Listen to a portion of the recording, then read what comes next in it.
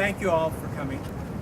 My name is Frank Camacho. I'm a Communications Director for the Arizona Democratic Party. Tomorrow, the House Oversight and Government Reform Committee from Congress will be holding a field hearing in Apache Junction. Now, the committee has had several other hearings in Georgia and in North Carolina. We believe this is part of a national campaign orchestrated by House Republicans in their campaign to get rid of the Affordable Care Act. They are doing this by spreading fear and misinformation. And we have here today 5 speakers who will set the record straight on the benefits of the Affordable Care Act. And we will begin with State Senator Katie Hobbs. Thank you. I am State Senator Katie Hobbs, and I am a staunch supporter of the Affordable Care Act. And I want to share with you all some truths about the Affordable Care Act. Under the ACA, 129 million Americans will receive free preventative care, including nearly 47 million women. 105 million Americans will not be subject to lifetime caps on their insurance coverage. 17 million children with pre-existing conditions cannot be denied coverage or charged more for coverage than other citizens. Already in Arizona, almost 1.5 million of our fellow citizens have received preventative services at no cost. The Affordable Care Act is critical to the well-being of Arizona, where nearly 1 in 5 of our citizens do not have health care. The Republican plan is a return to the same old system, which will leave millions of people to the mercy of insurance companies. We cannot go back to this. This issue is not just about politics, it's about people. And here with me today that are going to share their story with you are some of the people that are affected by the Affordable Care Act, and they're going to talk to you about why they support it, starting with Joe Hafford. Hi, my name is Joe Hafford, and the Affordable Care Act makes my life possible. In 2004, a sexual assault left me with HIV. At the time I thought I would be okay. I worked full time, I had insurance, I paid my premiums, I paid my deductibles, and I thought I could make it. And it became rapidly apparent that by virtue of what it meant to stay in that system, I wouldn't be able to stay on and finish my education and become a teacher. I wouldn't be able to continue on to graduate school. I wouldn't be able to have some of the opportunities that I had been planning on my whole life. So I allowed the old system to penalize me for being responsible. I gave up. I moved to Arizona in search of better opportunities. After coming here, I found a good job. I have health care, but my health started to deteriorate largely from problems that I had in Maine obtaining adequate care. In 2006, I went on medication. These medications are expensive. My retail drug costs have climbed from $25,000 to $35,000 to $40,000 a year for me to be alive. When you have a lifetime condition like this, when you have a fatal condition like that, a lifetime spending limit makes your life a time bomb, and that limit is the fuse. I used to be able to sit down and calculate my own expiration date in dollars and cents based on that lifetime spending limit. The Affordable Care Act removes that. The Affordable Care Act makes it so I don't have to deal with HIPAA provisions to be able to continue care, makes it so I don't have to worry about how much more my insurance will pay. I keep paying my premiums, I keep paying my deductible, I keep getting my health care. The Republican plan, the law is not perfect. We all know this, and the GOP has had 5 years to help us improve it, to help us come up with a better plan. And we've heard their plan is to just repeal it, to just go back. And we can't and we won't go back to that. We deserve better than Republicans using their House majority to campaign on destroying the lives of millions of Americans like me, hundreds of thousands of them right here in Arizona. And I can't stand by and let an elected official use fear-mongering and propaganda to push my personal nightmare onto other Americans. I am not a talking point. You are not a talking point. We don't need more sham hearings. We need to move forward. We need health care. Thank you.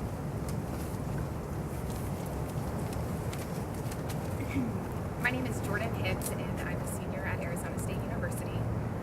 As a student working full-time at a small business that doesn't provide health insurance, the Affordable Care Act has allowed me to stay on my parents' health insurance, and that's really helped me.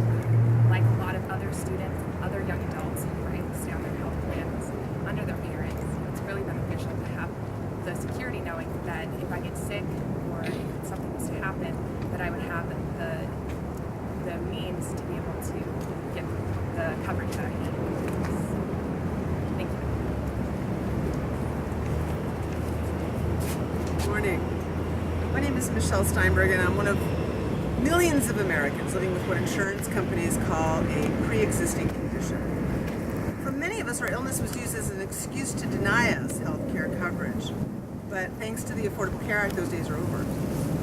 I'm leaving my job at the end of the month, and I could have paid $704 a month to stay on my company's group insurance through Cobra.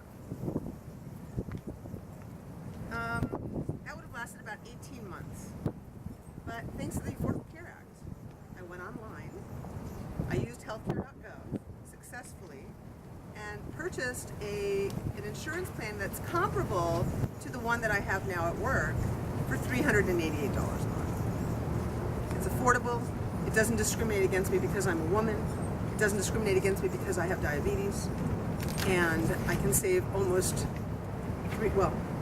more than $300 a month. If it weren't for the ACA, I would not be able to qualify for affordable, quality healthcare coverage. I have these two strikes against me. I'm a woman and I have a pre-existing condition. Let's face it, a 53-year-old woman with diabetes is not an insurance company's dream.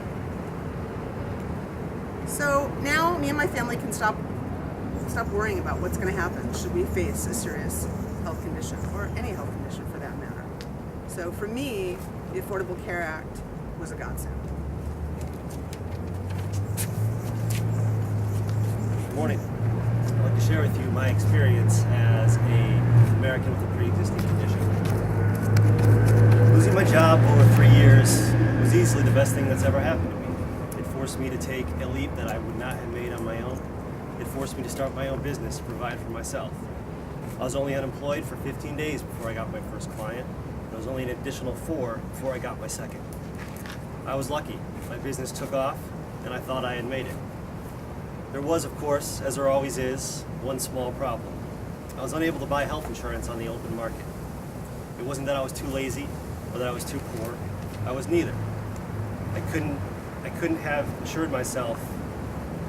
Because just 4 months earlier, I was diagnosed with type 1 diabetes. I was only 26. The monthly cost of healthcare was crippling to me, and it was to my business. The total cost was more than the rest of all of my bills added together. I tried to buy insurance, but found that I was either denied coverage or offered plans that were so expensive that, coupled with the co-pays, it didn't make sense to purchase. It was literally cheaper for me just to go out and buy it myself than it was to buy these insurance plans. I called Novo Nordisk to ask them if they had a program to provide discounted insulin to uninsured people with diabetes. They said they did not, but they were launching one in just 6 months, and that I would be the first to know. They took down my name, my address, my phone number. That was 4 years ago. So I've yet to hear from Novo Nordisk. I think an often overlooked aspect of going out without insurance is the psychological effect of being told that your life isn't profitable enough to cover. It's a dehumanizing feeling to be denied health insurance, to be told that you aren't worth the fuss if you can't provide a big enough return on someone else's investment. When you don't have insurance, you live in fear. Not only the fear of not being able to afford the medication that you need to survive, but also the fear of what the consequences of living may be. You turn down things like annual ski trips. You stop playing sports. You stop doing anything that brings even the remotest chance of injury. Whenever you get in your car, you wonder, will this be the trip that permanently bankrupts me? Or worse, my family? Will my actions today destroy any chance my parents have at retirement? You know that catastrophic injury will not only ruin your life, but also the lives of those who love you. And that is a completely helpless feeling. Today I'm lucky to be insured, but I know that today I'm lucky to be insured, but I know that if I ever again embrace my entrepreneurial side and decide to go into business for myself, I will not pose an unacceptable risk to my friends and family.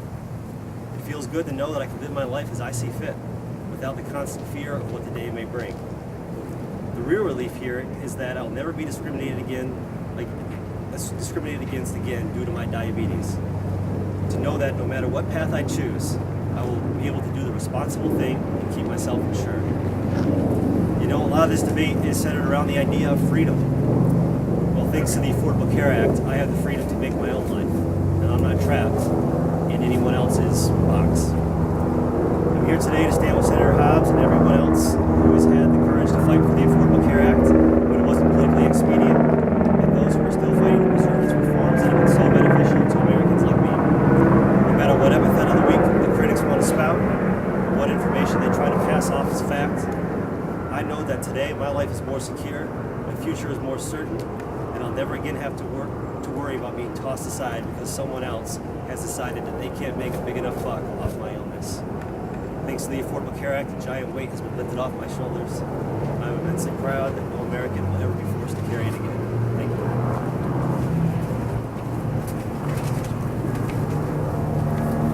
Any questions at all? So, this is for Senator Hobbs.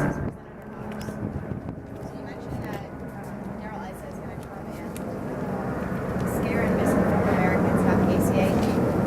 What do you mean by that? How is he going to do that? Well, they're holding these field hearings for the committee and around the country, and they're focusing on this one little piece of if you like your pen, you can keep it.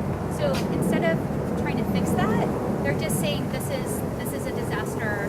The Affordable Care Act is a disaster because of this, and listen to these stories and how far that will take us back. How these people's lives have been improved because of the Affordable Care Act. We can't go back there, and so they just want to repeal the act, and they're using this as an excuse to do it. Undoubtedly, just the web stuff, the website's now you guys have lost ground, and I don't want to put this over people are going to be evaluating the Democratic Party in 2014 and point to that. Do you feel like you've lost ground, and what can you do? Obviously, part of the answer is just movies like these, but what are you going to do the next 12 months in order to make up for that lost ground? Well, they're doing it. They're fixing it, and it's already working better. And so, I mean, that's it. Should it have happened? No, but they're fixing it. So I think we're doing what we can, and it'll work, and people's lives are going to be better. Do you think, though, that perhaps you have suffered political setbacks? Again, I don't want to characterize as such, but unquestionably that is what it's going to boil down to in 2014. Are you worried that you've lost enough ground that maybe the public isn't going to see your point of view? I don't think so. I think, Barbara, the question also should be not so much what are we going to do, but what are the Republicans offering as an alternative? Again, you hear these stories. What are they offering? What are they saying? They're just saying, let's just abolish the whole thing and go back to the same old system and hold some of these people hostage because they got sick. They had the audacity to get sick. You know, so what are the Republicans doing to make things better? They're not doing anything. And the president has said, and I think Senator Hobbs will agree, and all of us will agree, hey, look, we know the law is not perfect. We know this was a huge mistake as far as the rollout is concerned. We wish it would have come out better. But come and join us and make it better, because this is what is at stake here.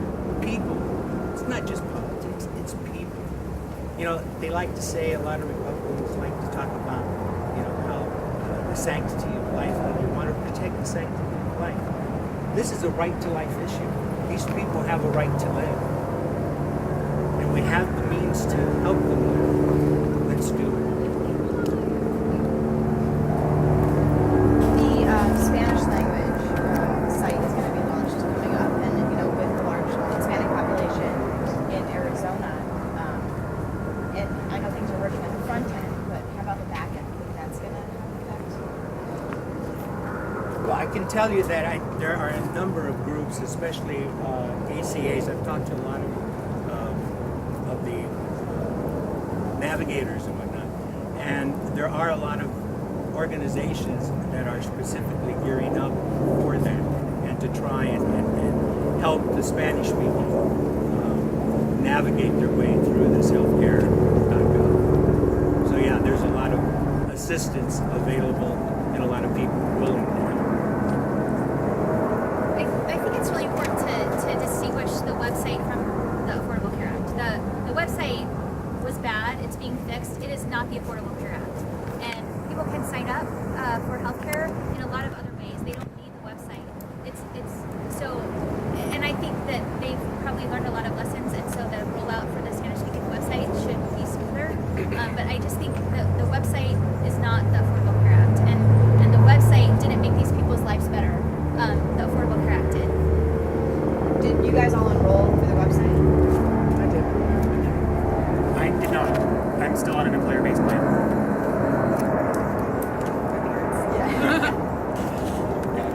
it's like she said, like the act is more than the website. I mean, crazy HIPAA regulations are gone, the exceptions are gone, your preventative services are paid for.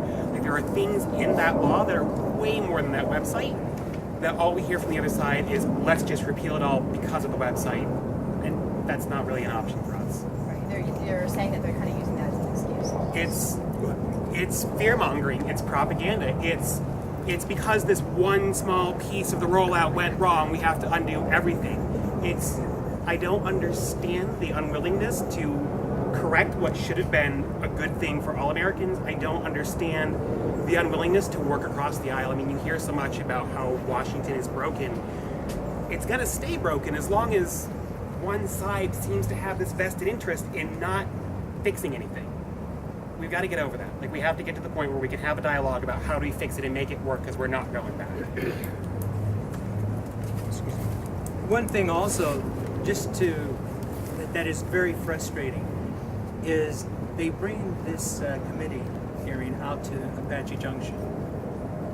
All of the speakers here have asked if they could testify before the committee, and I think the response has been, thank you very much for your interest, but we've already selected our witnesses. And if you want, please submit your statements by email or paper, and they'll make sure that the committee sees it. Well, they need to be heard as well. The committee needs to hear them, needs to see them, needs to talk to them.